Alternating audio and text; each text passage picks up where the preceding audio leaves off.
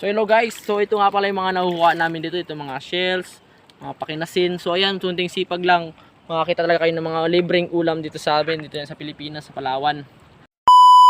So hello guys, nandito kami ngayon sa magpakinas na naman kami ngayon. Kikita niyo yung lugar na yun, doon kami pupunta. Subukan namin kung ano makukuha namin. Ito nga pala yung mga kasama ko guys, yan, mga sinusubukan nila mag-fishing, manigsagwan, si Kirby. Awit, natin kung makawali kayo fishing niya. Yan. So, ngayon sa mga panahon ngayon, sobrang ganda lang na mga itong gawain kaysa mag-inom-inom, magtakaw. Gano'n na lang tayo, maghanap buhay tayo, di ba? Gano'n na yung buhay. Ayan, shoutout sa mga mahilig mag-fishing dyan. So, sana turuan nyo kami kung paano mag-fishing. Kapon pa kami nagpangawil, wala kami nahuli. So, ayan, pero sa ngayon sana may mahuli na kami kahit paano. Ngayon nga, bumaba muna kami ng bangka para makita namin kung may mahuli kami dito sa pakinasan na to. Kami ngayon sa pakinasan, so ayan, yan nga, wala yung mga nanginginas na nasa 4 na piraso lang sila. So ayan. So ngayon nga pala, nandito tayo ngayon sa pakinasan. So sana nakikita nyo yung palikod. Yan, si Radyo. Palikod. Palikod ko na nanginginas, naghanap buhay. Pag naglakad-lakad lang tayo dito konti, so makakita tayo ng mga shells. Natitulad dito mga idol. Ito, ayan, yung mga dagat yan mga idol. O diba, kunting sipag lang mga idol, makakita talaga tayo ng mga shells. Pang ulam-ulam. Daw. Pwede ko naman daw. Talaga mag-asawa siguro yan.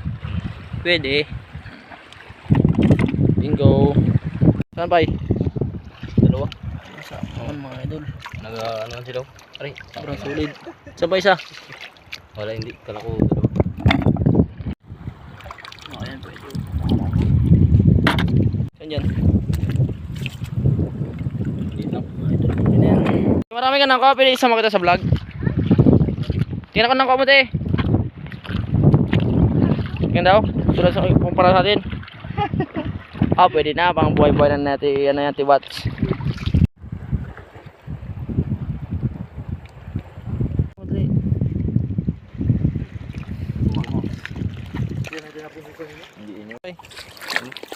Dalo, indo, ano mo?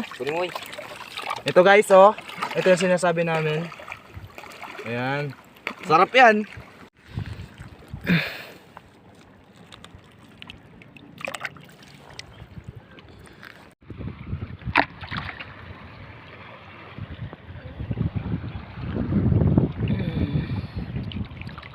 Nyoks. So ito yung mga ganitong style guys, is para siyang kumang. Is para siyang kumang. Talagang kumang siya, pero ranga-ranga yung bahay niya, pero kumang na yung laman. Ibig sabihin niyan, hindi na ito yung tunay niya na laman, kaya hindi na ito kinukuha. Kaya sayang, pero hindi ito siya kinakain yung laman nito kasi kumang na yung tawag diyan sa amin no. Pero yung pag mga ganyan, no, ibig sabihin kumang na yan siya. Ikumpara mo sa tunay na ano, naranga-ranga, yung kumbaga yung hindi pa siya kumang, yan napakalinis. Ibig sabihin dito may laman to. Ito wala na. Kumang na yan siya guys. Mga ganyan. Yan no. Yan, yan yung laman ng ranga-ranga yan no.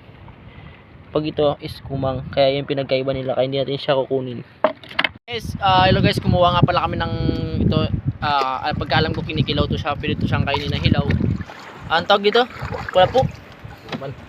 Basta kinakain siya parang seaweeds. Yung style niya, sinusukuan. Pwede siyang kainin na hilaw. You know. Mga 3 minutes ha. Masarap siya boss, matamis-tamis. Sarap yan siguro pa may suka. Pag may suka, may sili, may sibuyas. Sili. Sobrang sarap. Parang siya marutong-lutong pa. Solid.